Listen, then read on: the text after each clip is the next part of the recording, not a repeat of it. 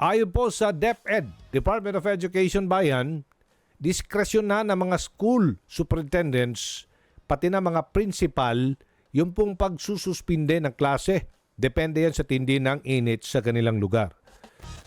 Okay, so hingi tayo ng reaksyon dyan mula kay Ginoong Willie Rodriguez, ang Pangulo po ng National Parents Teachers Association. Magandang umaga, Ginoong Rodriguez. This is Aljo Bendijo.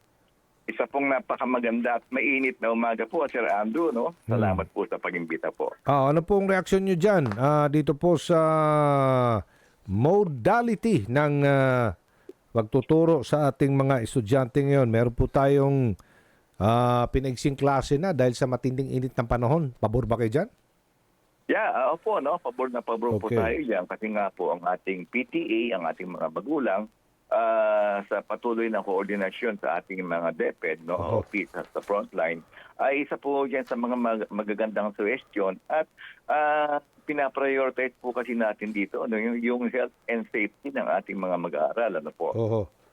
Isa po yan sa tulad po ng siguro po i-implementahin po na rin po natin yung ating DST ng araw, no, daylight saving time para mas maaga ang pasok ng bata at madali ang uwian. Marami po pag-aaral ngayon kasi nga po sa paghahanda po dito sa ating mga sa climate change po. So dapat po talaga kung ano po yung mga opsyon na dapat gawin ay ginagawa na po. Okay, so parang bumabalik tayo ng panahon ng kasagsagan ng COVID.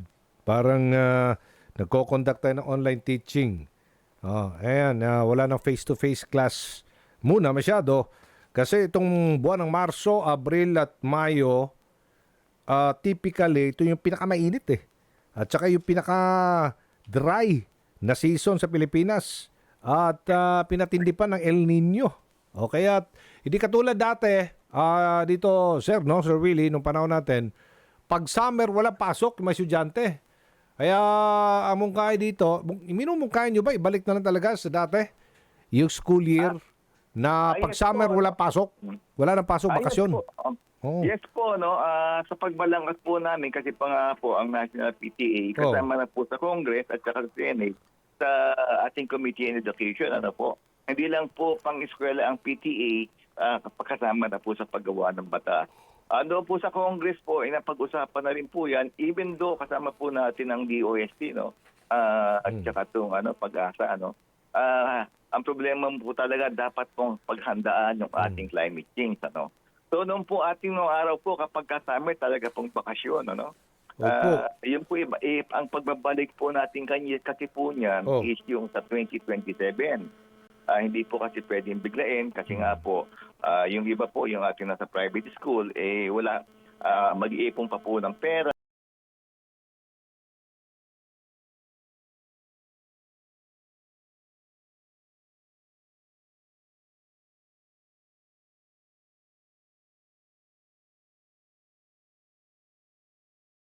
Siguro ang mga teacher na rin po at saka mga organisasyon ng teacher ang nagpo-push na ibalik ka agad. Baka po abutin tayo ng baka mapaaga po. Okay.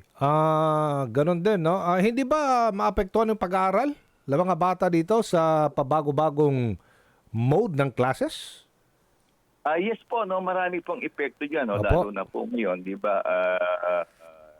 Ang disadvantage po niya, yung mga wala pong internet, wala pong And then, ang advantage po niyan, ang po dito, napipilitan po tayo mag-adjust, para bang to the future, Ang diyan, magagamit na natin yung ating teknolohiya, internet, online. At sa ngayon po naman, makikita po naman natin after COVID, lahat po ng bata ngayon ay marunong na gumagamit ng social media, ang ating modular, ating asynchronous. Isa pong napakagandang po yan dahil doon na po tayo papunta para pong training, At ito po siguro sa nangyayari yung ito sa pag-a-adjust po ng klase ngayon, isa rin paghahanda po sa La Nina sa tag-ulan. Maraming eskwelahan pa rin ngayon ang walang mga air conditioning units. Overcrowded pa yung iba. Poorly ventilated classrooms. Yun siguro dapat tutukan ng DepEd dito, sir, no? Yung mga malalaking bintana. At saka naka-jealousy type ang bintana para sa ganun. Labas-pasok lang yung hangin.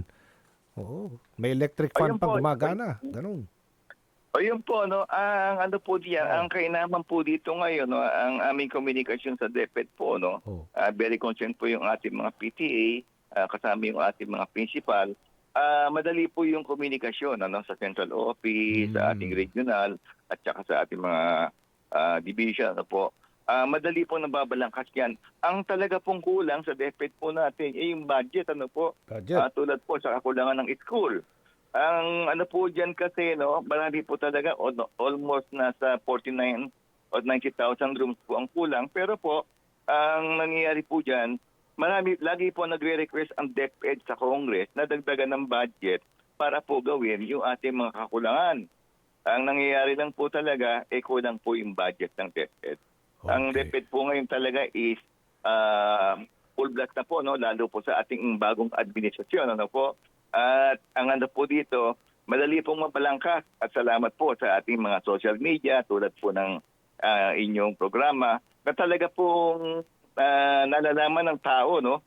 At ang ating mga stakeholders, yung ating mga kakailangan at kakulangan na natututunan po yung ating mga PTA. Alright, maraming salamat Ginoong Willie Rodriguez, ang Pangulo ng National Parent Teacher Association. Maraming salamat po, Sir Andrew. Thank you po. Opo, Aljo po. Opo.